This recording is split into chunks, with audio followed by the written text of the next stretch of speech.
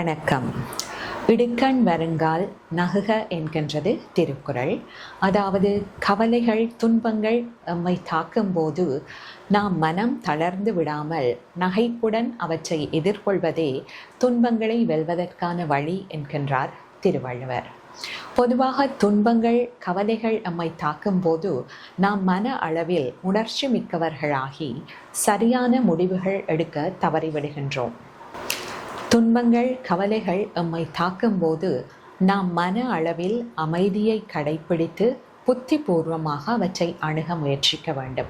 இவ்வாறு அணுகும்போது நமக்கு 2 விடயங்கள் தெரிய வரும். ஒன்று, நம்மால் மாற்றக்கூடியது, இரண்டாவது நம்மால் மாற்ற முடியாதது. இதற்கு உதாரணம், நம்மால் மாற்றக்கூடியது என்றால் நமது உடல் பருமனை நாம் குறிப்பிடலாம். நம்மால் மாற்ற முடியாதது என்றால் நமது உயரத்தை குறிப்பிடலாம்.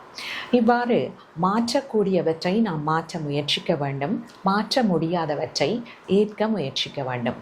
இது ஒரு தீர்வாக இருக்கின்றது. பொதுவாக நாம் சந்தோஷமான தருணங்களை விட கடினமான தருணங்களில் தான் அதிகமாக வளர்ச்சியை நோக்கி போகின்றோம். ஆகவே ஒவ்வொரு துன்பம் வரும்போதும் இதில் நாம் வளர்வதற்கு என்ன இருக்கின்றது என்று அதை நோக்கி நாம் மனதை செலுத்தும் போது அந்த துன்பத்திலிருந்து நாம் விடுபடக்கூடியதாக இருக்கும். மூன்றாவதாக, நாம் நம்பிக்கை வைத்திருக்கின்ற இறைவன் இந்த துன்பத்தை விட எவ்வளவோ மேலானவர் என்று அவர் மீது நாம் நம்பிக்கையை வலுப்படுத்தும் போது இந்த துன்பங்களிலிருந்து நாம் விடுபடக்கூடியதாக இருக்கும். நன்றி.